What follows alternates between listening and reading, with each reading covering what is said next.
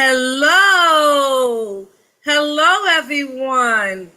Good evening. Good evening. Welcome to Adult Learner Speaks.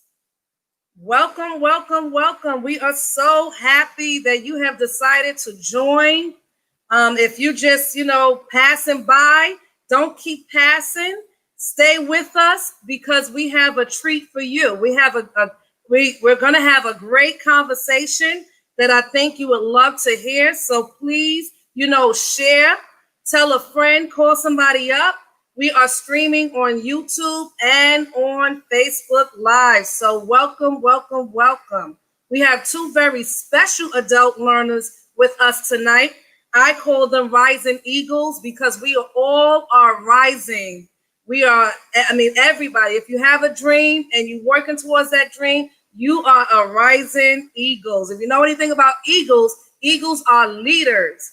And so without further ado, I am going to bring Sam and Althea in and let them introduce themselves. Let's see, here we go. Hello, ladies. Hello. How are you? Good, happy to be here. Awesome, awesome. Okay, before we start, do you have your awards up? Yes, I do. Can we see it? Can we see it? I mean, it's on the other table. I gotta grab it. All right, you don't have to. We rep for you, Sam.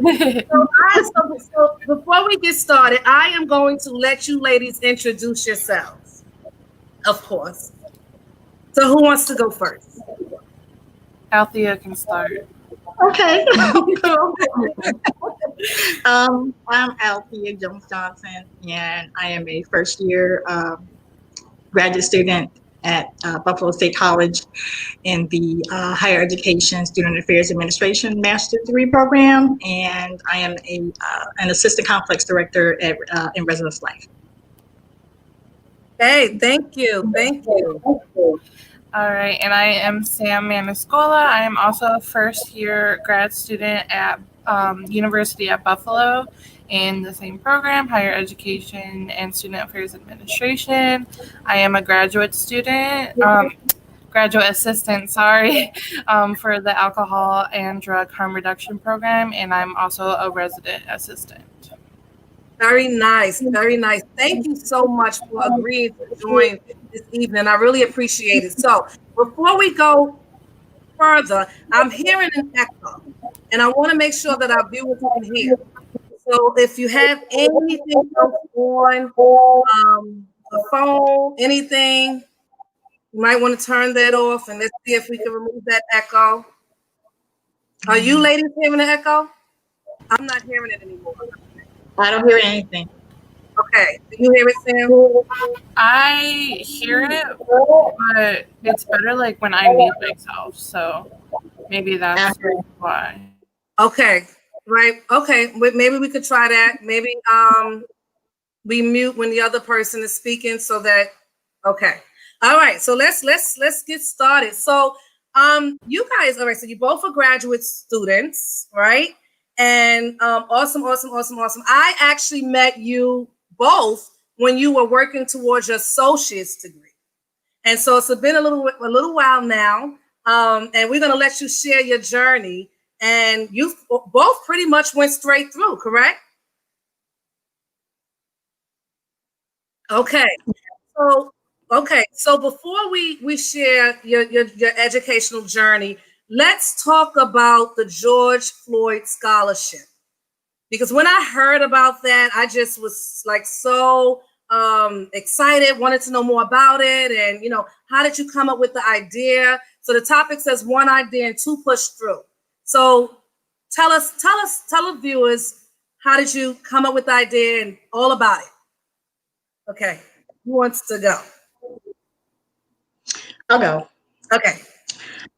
So I was down south. I had just finished my last semester for my undergraduate degree, and so COVID was rampant at the time. And so I left campus and I went down south to North Carolina where my parents live. And also, so then there was the murder of George Floyd, and there was all of this social injustice that was going on.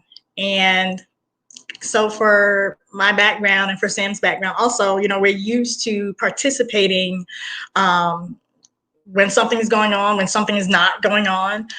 We are used to being actively involved. And at that particular location is very rural, very southern, not much going on at all. So I felt kind of useless. Like, what can I do? Like, what can we do?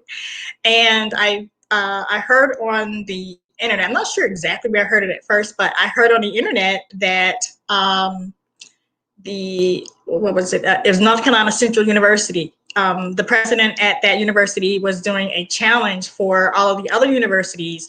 And the challenge was to establish a scholarship or grant or something in the memory of George Floyd at your institution, or even if it wasn't that, just something for students of color. So I thought about it, and I called Sam up, and Sam was still in New York, but I called Sam up and I was like, what do you think about this idea? What do you think about this scholarship?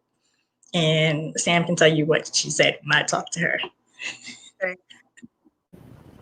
So before Althea called me, I had also seen other people creating scholarships at their own schools, and I thought it was a great idea.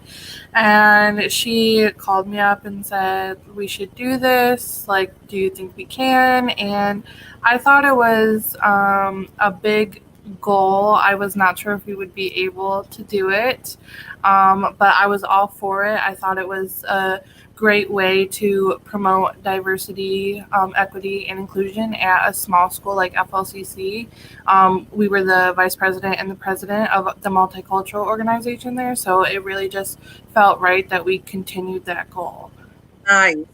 Okay, you told us how the idea came about. So now, how did you take the idea and put it into action? Well, I had a relationship with Lisa. I think her name is Lisa. She was one of the alumni, the person who was in charge of the alumni relations at FLCC. So I reached out to her and I told her that Sam and I was interested in establishing a scholarship. And so then once I talked with her, then she became in contact with the FLCC Foundation, and that's the office or the department that oversees all the scholarships there. So someone from the foundation, Margaret, she reached out to me, and we, initially we just had a conversation as far as what is it that you and Sam are looking to do.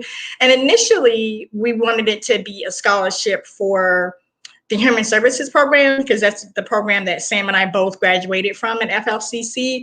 But we wanted to make sure that it was open to more students, and just having it limited to that particular program would definitely limit it as far as the students are concerned. But one of the main things that we wanted to make sure is that we wanted to make sure that the scholarship was for an African-American student, and it is for an African-American student.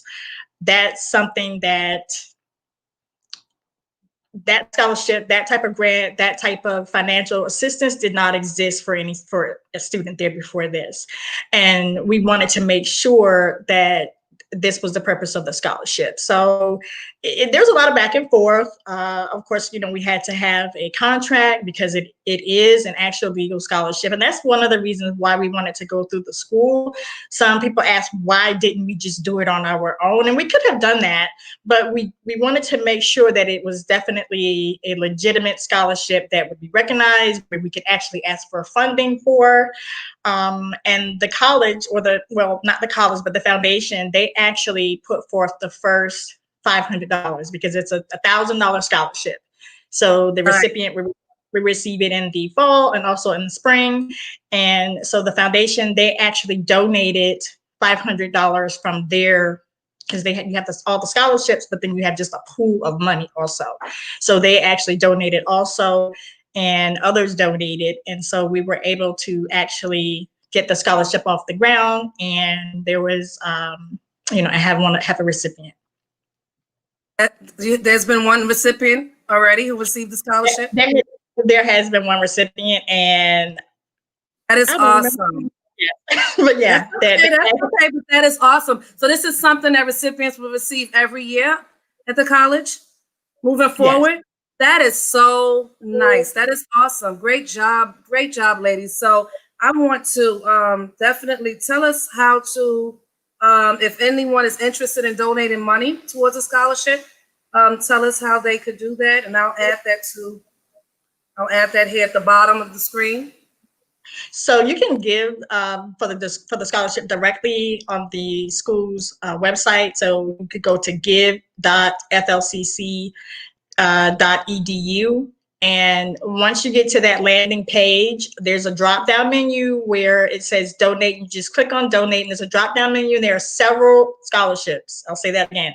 There are several scholarships. So you want to choose the one that says George Floyd, and then from there, just ask you to put in your information, and it'll go to that. And you'll receive something in the mail. I think you'll receive maybe an email or receive a letter, something saying that you donated, and it is tax deductible. That is awesome. And is there anything else you want to add, Sam, about the scholarship? Or I think Althea covered all the bases. Okay. Well, I just want to recap for anybody that's just now joining us. We are talking about the George Floyd scholarship that Sam and Althea had an idea and put that idea into action. They both are right now in school working towards their master's degree, but they both started at FLCC, to community college in the Finger Lakes, and they both decided to go back to their community college and start that scholarship there. It's $1,000 each semester and every year. And the criteria is that no, $1,000 a year. It's $1,000 a year. Okay. $1,000 each year a student can apply to receive the scholarship, correct? And the information at the bottom is if you're interested in donating towards that scholarship, you can do that. That is the information. You can go to the college's website and donate whatever dollar amount you want to give. So that is just awesome. Look at you, adult learners, rising eagles, just making it happen, making history, right? So you'll be long gone on with your life, but there'll be somebody else coming into FLCC behind you, reaping the benefit and being blessed from the seed that you sowed, right? It just was an idea. So that's all it takes sometimes, guys, just an idea, and not to sit on your idea, but to take that idea and transfer it and make it and move it into action. Well, so when I saw that you ladies started the scholarship, I was not surprised because, like I said, I met you both when you were at FLCC, the community college, again in Finger Lakes, and you were on the go. You were movers and shakers then. So I'm not going to share your journey. I want you to share your journey. We'll start with Sam this time. So now, Sam, did you leave high school immediately and go to college right away? Yes, I did. Okay. Mm-hmm. So tell us about what made you decide to go to school. What made you decide to go to school? What did you major in? And tell us about some of the things that you did along your way. Sure. So I grew up not far from FLCC, so that was a big factor in why I went there, to stay close to home.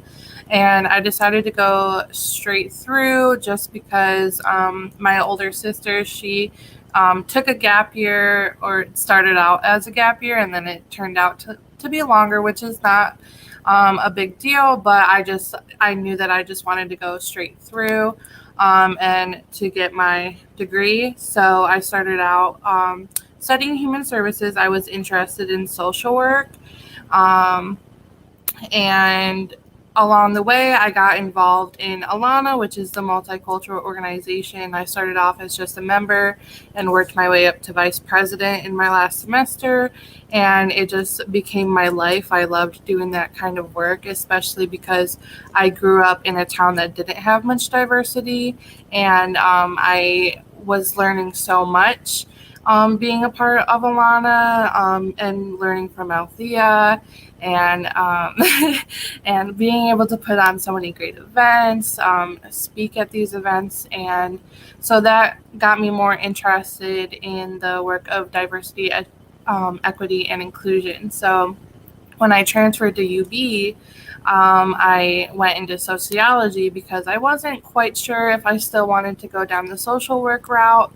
And then when I was finishing my bachelor's, I realized that I wanted to still do Alana work, but at a more professional level, which is why I applied for the Higher Education and Student Affairs program for graduate school.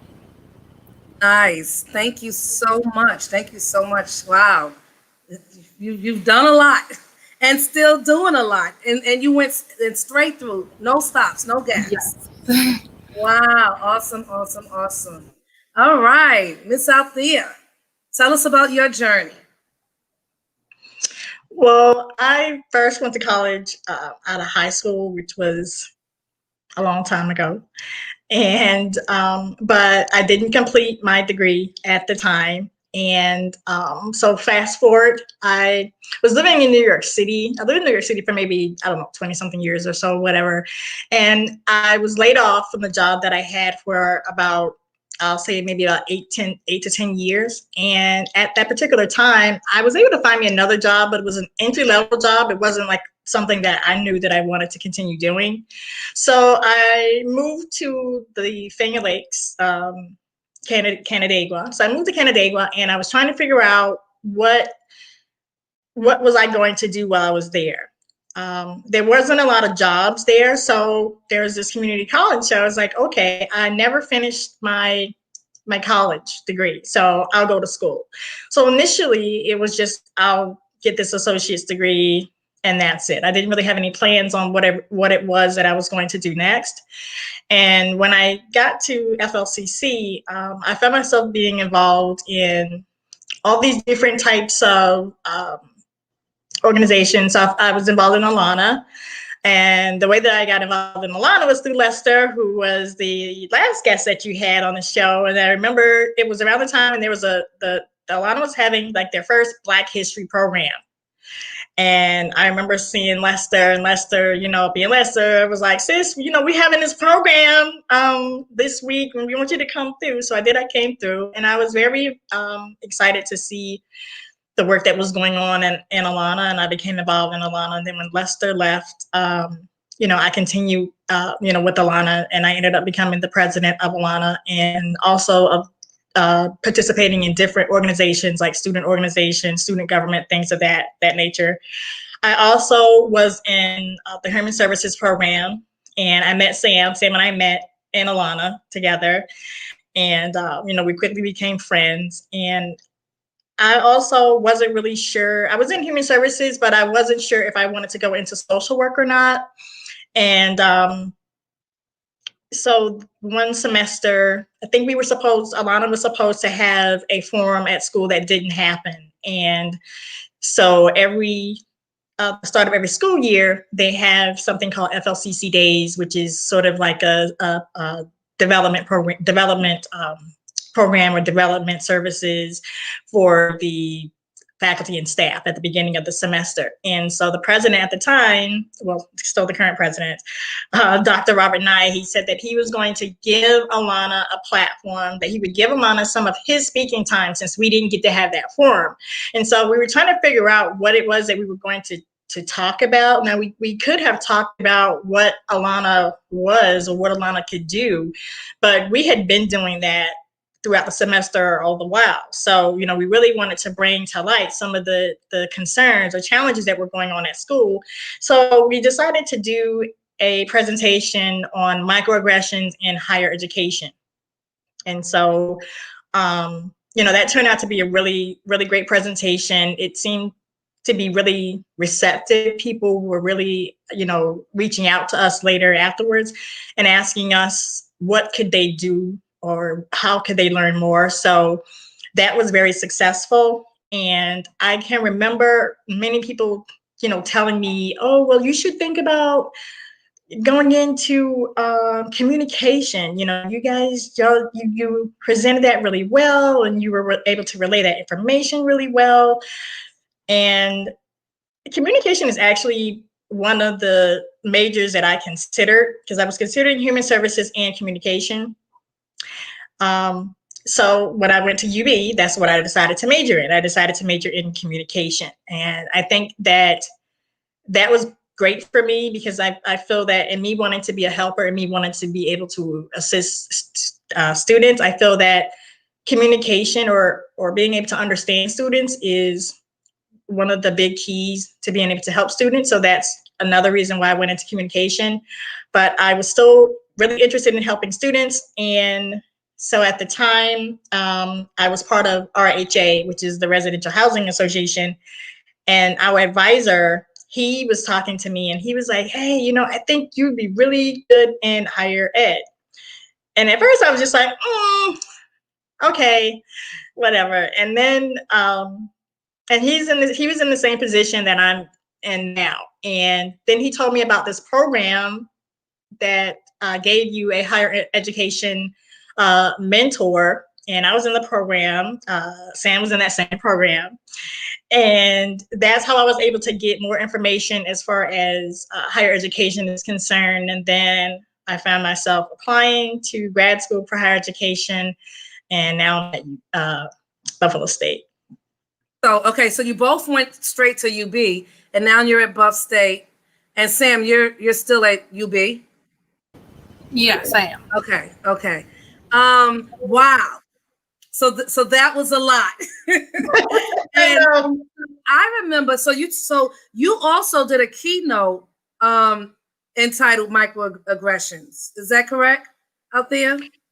Well, that was the presentation. That was the presentation. Okay, I saw that presentation, and I think everybody should see that presentation. It was phenomenal, so much so that I remember when I was working at Monroe Community College, we were putting together our diversity conference for the year, and I remember saying we have to have Althea Jones. We have to have her because you were so great, and I wanted to you to come in and present, and you did. You were invited in, and share a little bit about what you did at MCC.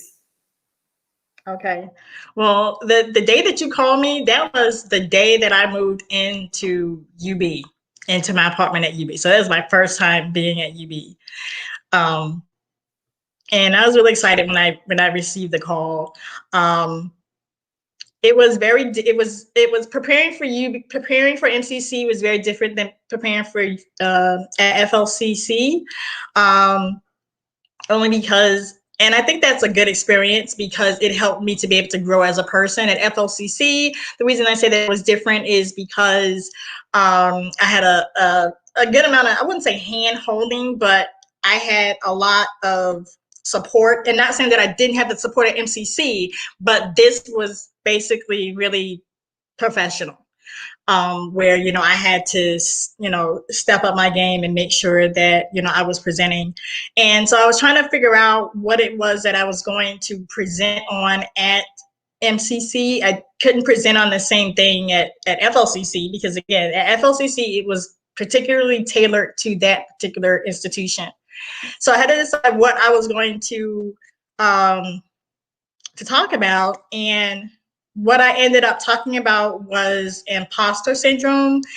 And impostor syndrome is basically where, despite all of your achievements and your talents, you still feel like your successes are just luck, that it's just failure. And I experienced that quite often. I still experience that. I experienced that when you were like, hey, you want to come on and be interviewed? And my mind is just like, why does she want to talk to me? Every time it's, why do they want me?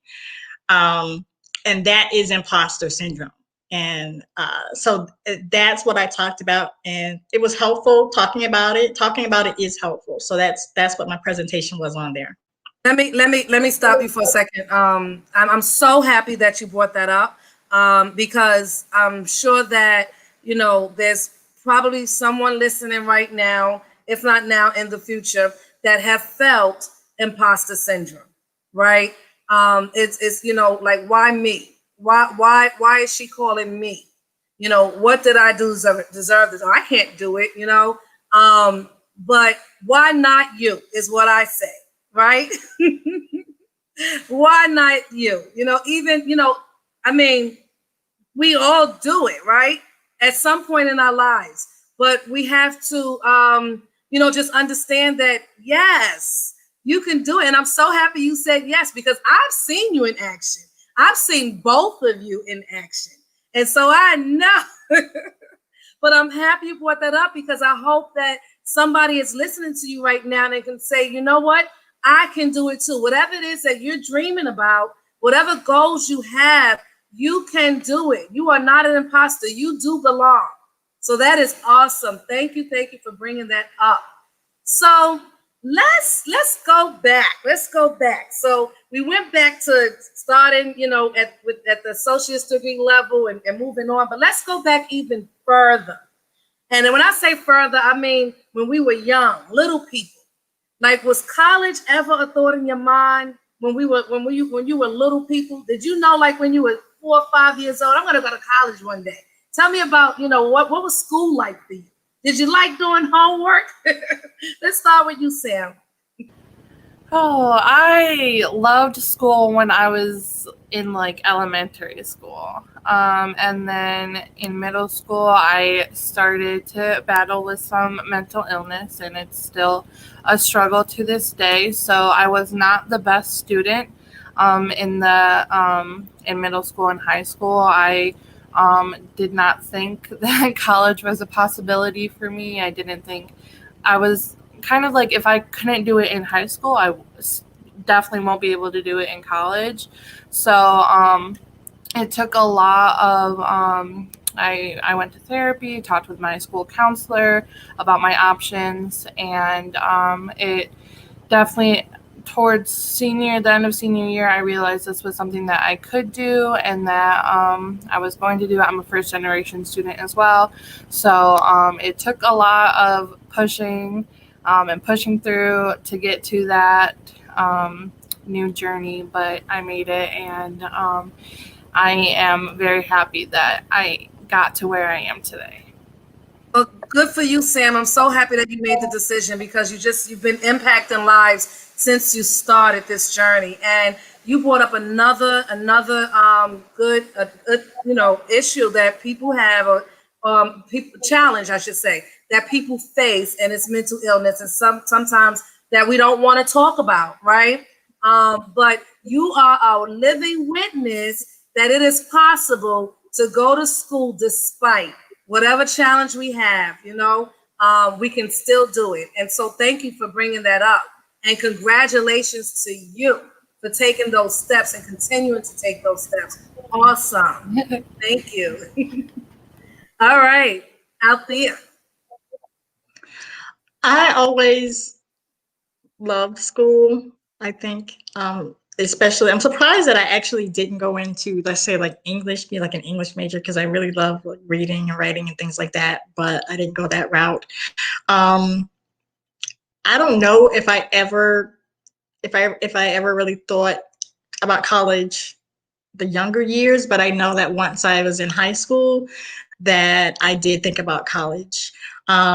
I would say that I wish that I had received more information about college, and I think that that is one of the things that a lot of students, you know, struggle with today, and that's one of the reasons why I'm in higher ed, is because I want to be able to share resources with students. And when I say certain things, for example, take EOP. I would definitely be qualified for EOP, but with EOP, that's something that you would need to be in when you first start college. And so I was never told about that. I didn't know anything about EOP until I got to FLCC, and at that time, you know, that particular time, that's too late. So let For 1 second, let me just stop you to explain what that is to the viewers. So when Althea mentioned EOP, it's Education Opportunity Program. It's a New York State student support program, and most colleges in every state have some type of student support program that, like you said, yeah, definitely. If you can take, fill out the application, find out, what your program, your college offers at their school, and definitely apply for it, because it is extra resources that can help you throughout your journey. Go ahead and finish. Right. And so just that, not knowing, because I grew up in the South. I was born and raised in the South. And I went to high school in the South, and I just did not have a lot of resources. I was raised by my grandmother. My grandmother was an elderly woman. She didn't know a lot about college. I'm also a first generation student. And that's sometimes one of the things that you have with first generation students is their parents or their caregivers don't necessarily know a lot of the resources and a lot of the information. But I first went to college. And when I first went to college, I went to Adelphi University on Long Island. So I left North Carolina. I came to Adelphi. I became pregnant with my oldest son, and I ended up dropping out of school. And truly, once I dropped out of school, I didn't really think that I would ever go to school again. I did go to BMCC, Borough Manhattan Community College, and I went there for a few credits. But again, I never really thought that I would actually finish college. More or less, now I'm going for a master's degree. Wow. That is awesome. That is so. And then once you started, you did not stop. So you went to 2 schools before starting back up again at Finger Lakes. So now, were you able to transfer credits in from the 2 prior schools to Finger Lakes? Yes, I was able to transfer those credits, and that is very important to be able to do that. I'm not sure how many credits I actually transferred, but if I hadn't transferred those credits, then that would be classes or courses that I would have to take that I didn't need to take, which would have taken me longer. So if there's anyone who, you do have classes or previous courses that you can transfer, you should do that. Now, I did have to pay for those credits to be transferred. I think at one school, I owed them some money. So yes, I had to pay that money before they would release those credits. And so that's important to do. But if you just contact the institutions, and they can tell you, more information about that, how you go about doing that. But it is important to transfer those credits if you have them. Thank you. That's so important. Transferring credits. So a lot of people, they may not know, that, I could transfer credits from when I went to school years ago. Absolutely. If they are accredited, you can, and if you're not sure, you just have your transcripts sent to your new school, and, and they'll evaluate the transcripts and let you know if they'll accept them in. But it's always worth the try. So thank you so much for sharing that out there. All right. So you ladies are pretty busy right now. Like you said, you're not just in school. You're doing things right now. You're not just taking classes at your schools. Tell us what you're doing currently at the schools that you're working on your master's degree at. So let's start with you, Sam. So my main job is I am a graduate assistant for the Alcohol and Drug Harm Reduction Program, which is a part of the Health Promotion Office at UB. So my main roles are I do programming, and I do bystander workshops. I facilitate those. And then also if students are in violation of UB's policies regarding alcohol or drugs, I handle all of those referrals. And then I also am a resident assistant or advisor for UB's quarantine building. So I am the RA for any student who has to come and quarantine for the 2 weeks. Thank you. So tell our viewers what somebody may not know. What exactly is a graduate assistant? So my graduate assistantship, it comes kind of with the program that I am in, the Higher Education and Student Affairs program. It's something that I interviewed for at the same time that I was getting accepted as a graduate student. So you get some type of stipend package. You can get, if you're working in campus living, you get free housing. My tuition is paid for through mine, and it is everything that I would do in like a regular job. Like, it's a job, but it does go along with my program, and they are more understanding of when I need to do my schoolwork, or more flexible with my hours because of school. They kind of go hand in hand, but it's really great being able to work on campus, the campus that I'm attending school in. And it's also just, it's very good experience, and it's something that it's a field that I'm interested in. I'm more interested in like student advocacy, DEI, and that kind of stuff. But it's something that is great experience and goes along with my academic program. Awesome. Thank you so much, Sam. Okay, Althea, tell us about what you're doing right now. So I am an assistant complex director for Residence Life. And what that means is that I co-manage the residence halls where some of the students live on campus.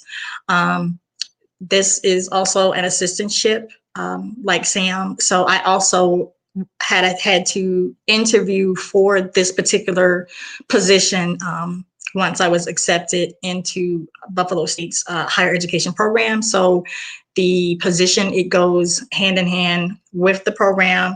I also receive a stipend. It pays for my tuition. So I don't have to worry about that. And because my position is within Residence Life, I also receive free housing. So an assistantship is something, again, I didn't know anything about an assistantship until I was at until I was at UB. So I didn't know that this existed, that I could go to graduate school and I wouldn't have to pay for it. So I have the complex director. I'm also an advisor for the Residence Hall Association, which is basically, it's like an association for students who live in the residence halls. And, you know, we have like events, or, you know, we make sure that the residents' needs are met. And I'm also on the Student Appeals Board, the Conduct Appeals Board for Student Conduct and Community Services. So we're pretty busy. It sounds like you both are pretty busy. Wow. So you're just gaining experience while you're studying. So you just have so much to put on your resume. So by the time you graduate, that you're going to find a job. You're not going to have to worry about, okay, well, you have the degree, but where's the experience? You're not going to have to worry about that. The other thing that I need to just repeat, and I don't know if the viewers heard it, but if you did not hear it, did you not hear that they both said their tuition is covered? They do not have to pay, right? And that's so important, because there's no financial aid besides loans, right? Unless you're getting scholarships for graduate programs. So when I got my master's degree, I had to use loans. There was no scholarship for me. There was nobody paying. There was no assistantship. I used loans, and I'm still paying them back today. But these ladies brought up ways in which you can get your master's degree, a graduate degree, for free, and you don't have to, worry about paying back loans. So I hope you heard what they said. If you are listening and you are thinking about going for your master's degree, this is so important. Awesome. Wow. So, audience, please write down some questions, because we're going to take your questions in a little bit. And while you are writing those questions down, I have one more question for the both of you. There had to have been somebody along the way, or somebody's along the way, that have mentored you, if it's a parent or, someone that, I don't know, from high school, from college. Share with us who been your mentors along the way. You want to start, Sam? Okay. Yeah. So first, I have to talk about my mom. She has been my biggest supporter, even though I am first generation, and I have to, if I have like an issue or a question, I have to look somewhere else to get them. She always supports what I have done, my decisions, and she has just been there to support me and encourage me if I'm feeling discouraged or feeling some type of imposter syndrome. She is always there to reassure me. And then next, of course, Althea. Since the beginning, she has always been there for me and has been a great friend, and I have just been able to learn so much from her, even if she doesn't believe that. She has been every time I have like some kind of struggle or I just need to vent or if I need help, she's always there for me. I'll just message her and be like, I need help, and she's there for me. So those two people have been so instrumental in my learning, and the whole Alana group that I worked with as a whole, they were so important in my first 2 years in college. I was still struggling a lot getting adjusted into college life, and they were my friends from the start. They were supportive from the start, and they really pulled me in and they kept me holding on, and they didn't let me slip into the cracks. So I really appreciate all the work that they have done, and all that they've done to support me. Nice. Thank you so much. Awesome. Althea, mentors. My mom has definitely been there for me all along the way, and my kids also have 2 boys. See, now I'm getting old because I can't think. 31 and 28. But they have always, been there for me, especially my oldest son. I reach out to him whenever I'm going to make big decisions. I always seem to run it by him, especially with my master's degree. I definitely talk that over with him.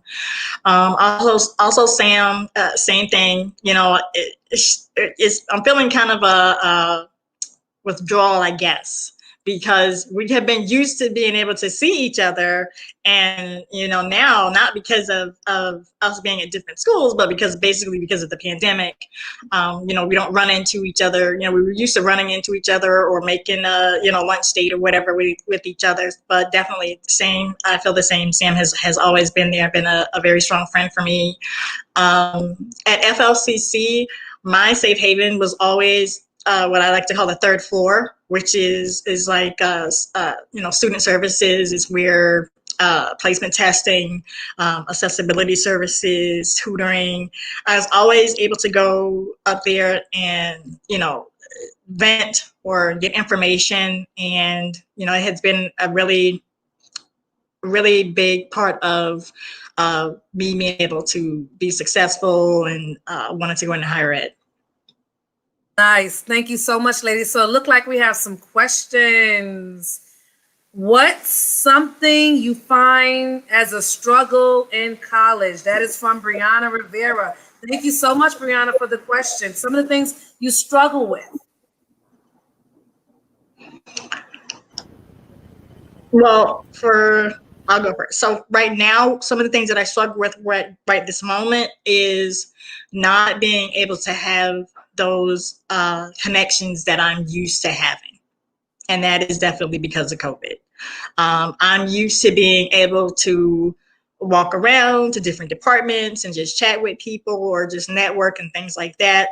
So it's not as easy to do that now. And especially with me being an assistant complex director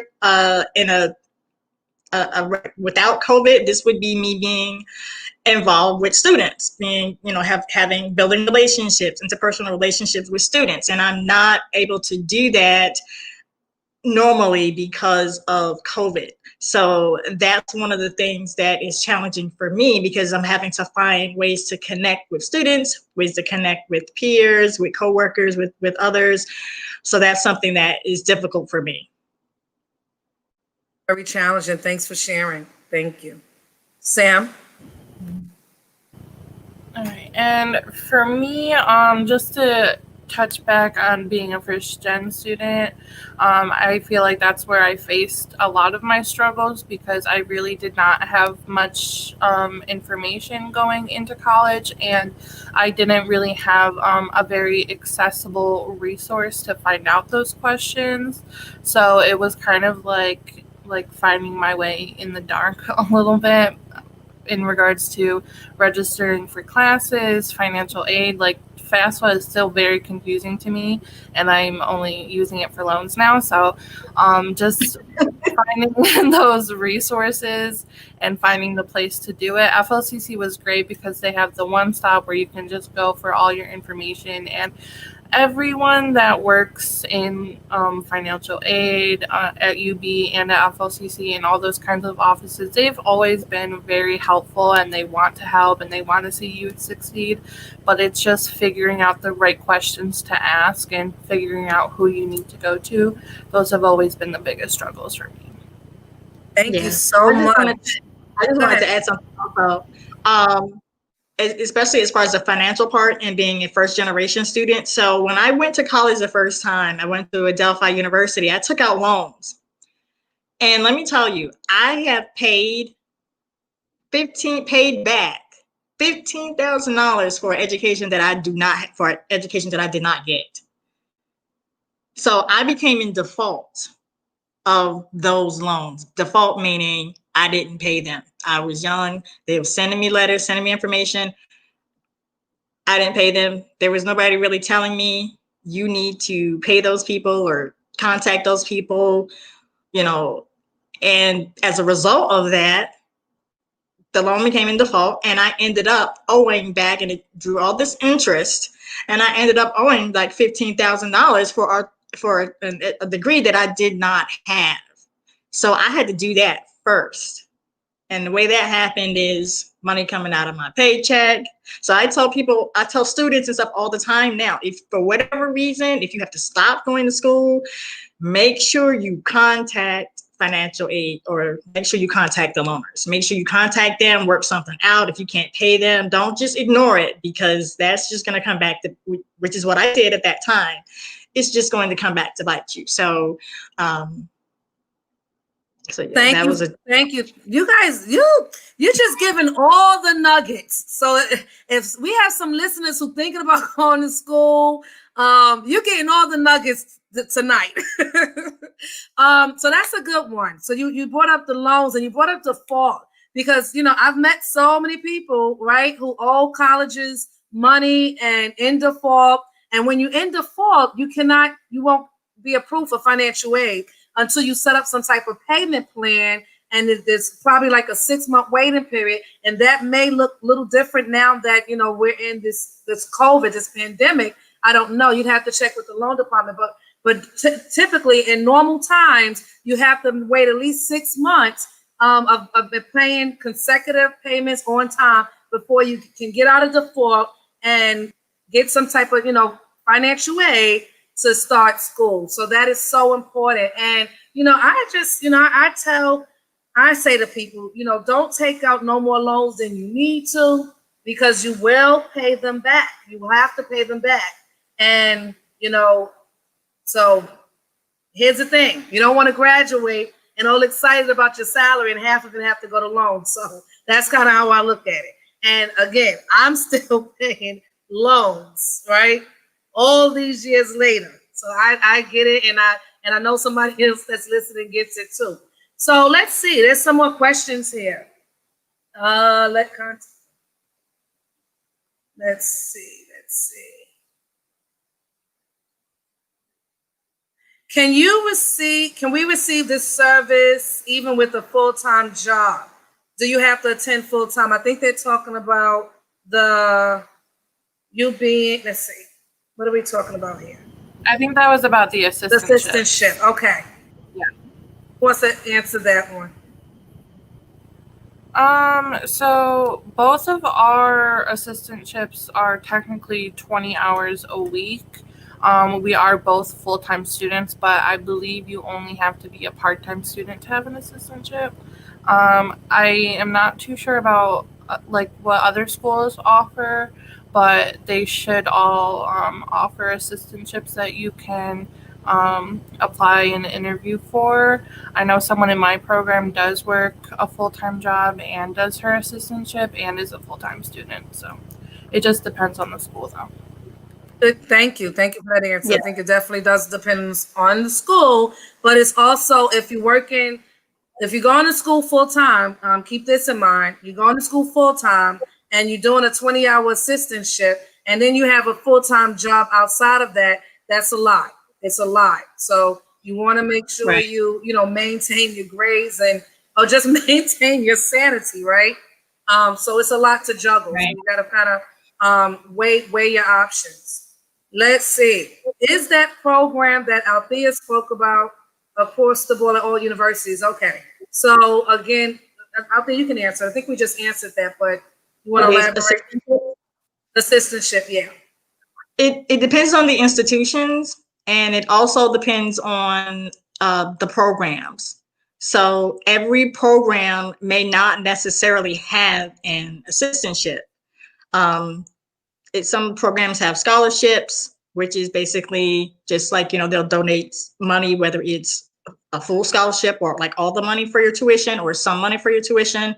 Then there's also something called fellowships, and a fellowship is basically kind of like you receive a lump sum amount of money towards education, and you put it whether you're going to your tuition while you're in school, your living expenses while you're in school. So there's different types of financial aid options, but again, that depends on the schools. It depends on the program. So let's say, like, for example, Sam and I are in the same program, but the stipends may differ between ours from my school and her school. So you would really need to check out the institution as well as check out the program. Thank you. So there's a question here. Do you ladies plan on going for your doctorate degrees? Dun, dun, dun, dun, dun. It is something that I have thought about more recently, but financial aid is the biggest factor at this point. It is something that I would love to do, but maybe a little farther down the line. Okay. And if so, what would you think? You think you'd continue in higher education? I am looking at sociology of education, so kind of mixing like my two main focuses. Thank you. Althea? I guess it's sort of the same. It's something that I'm thinking about, but I'm not thinking about it anytime soon. So meaning after my master's degree, I do want to go ahead and start working. So if I do decide to go for a doctoral, it'll be, some years later. And mine would probably still be something in higher ed. Thank you, ladies. Okay, any more questions, viewers? Let's see. I'm just looking. You got a lot of shout outs here. You got Sundula. He says he miss you, ladies. And somebody asked, what does Alana stand for? I can tell you, but I'm going to let one of you ladies say, what exactly does Alana stand for? I can answer, I guess. And it looks like somebody has been answering in the comments. But Alana is the organization at FLCC. It stands for African American, Latino, Asian, and Native American. And like we mentioned, we were both a part of that organization. Miss Yolonda started it. So we focus on, we have events, educational events, celebration events, celebrating different cultures.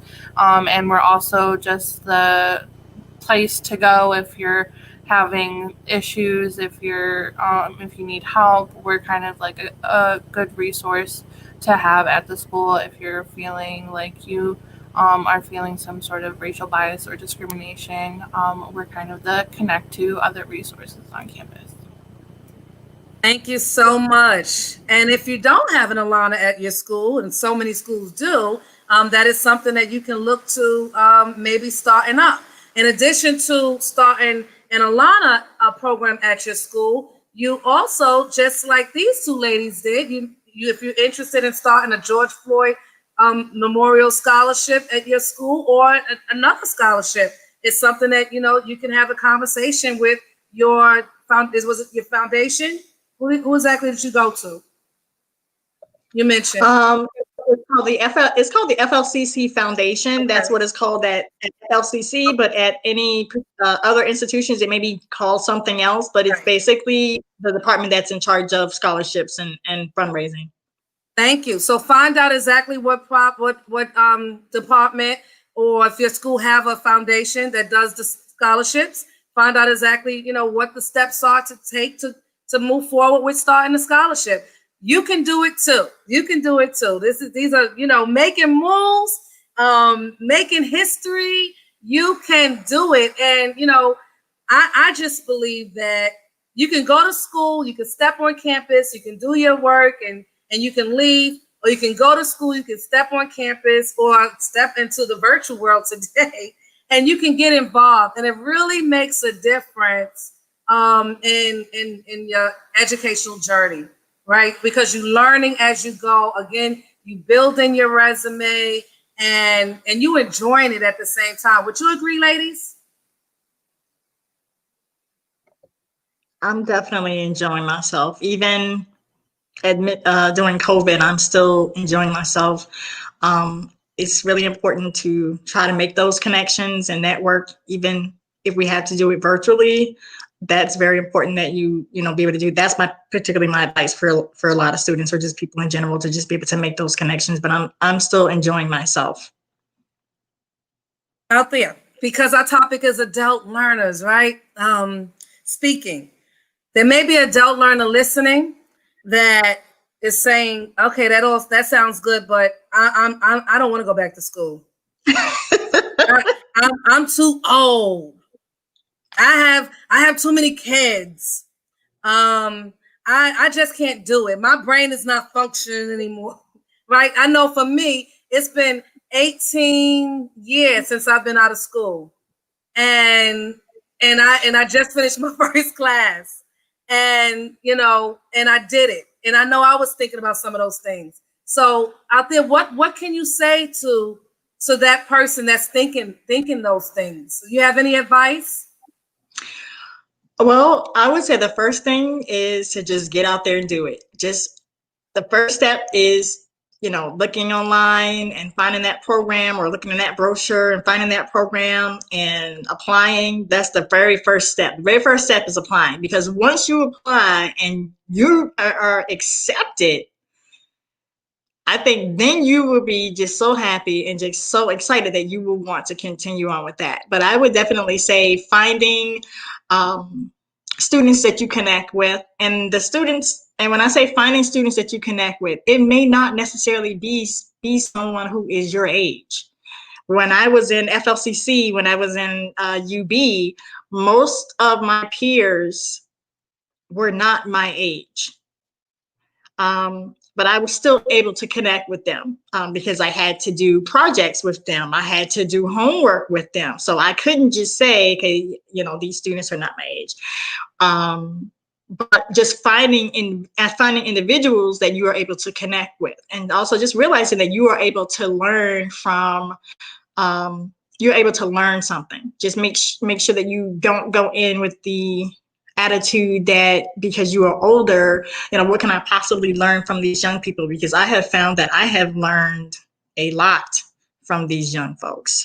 But again, it's just making connections with people who are able to provide you with resources and information. That is definitely the key. Thank you so much. And that is so important. And And we only have about a minute left. Althea Jones information is scrolling across the screen right now. So if you're interested in having her come in and speak, like I said, I've seen her do keynotes and speaking engagements in front of large audiences, and she's very good. And Sam has done, some diversity programming, very good, both of them. And Sam, I want to also put your information. Her email address is below, so if you want to get in contact with them, that you have their email information. Sam, there may be someone listening who's in high school right now and not sure, or on the fence, not sure if they want to go to college. Give us a 30-second commercial, a spill. Well, I definitely agree with a lot of people that college is not for everybody. So it is important to look at all the facts and try to figure out the route that you want to go down. But there's always someone that you can talk to, always someone that you can ask your questions to, and there's always someone that wants to see you succeed. So even if you don't believe that you can, other people will support you. Thank you so much. Thank you so much, Sam and Althea. I really appreciate you taking time out and sharing. Again, you are trailblazers. You are making history. You are moving forward, pushing through, and you have showed it and shared it today. And so I really hope that our viewers, and I can see by the comments, you said some things that have been encouraging. They have been encouraged, and I hope that our future viewers are encouraged. And so thank you so much, everybody, for tuning in. We will be back with you with some more adult learners, Rising Eagles, in a couple of weeks. Until then, I hope you all had a great Christmas. Happy New Year. We hope and pray for a better year, right? Mm-hmm. And we want to just get past this pandemic. I know, Althea, you mentioned things have been a lot different, right? So, but some good things have happened, right? Because we probably wouldn't be in this forum had it not been for the pandemic. So, awesome. So, good night, everybody. Thank you for tuning in, and we'll see you in a couple of weeks.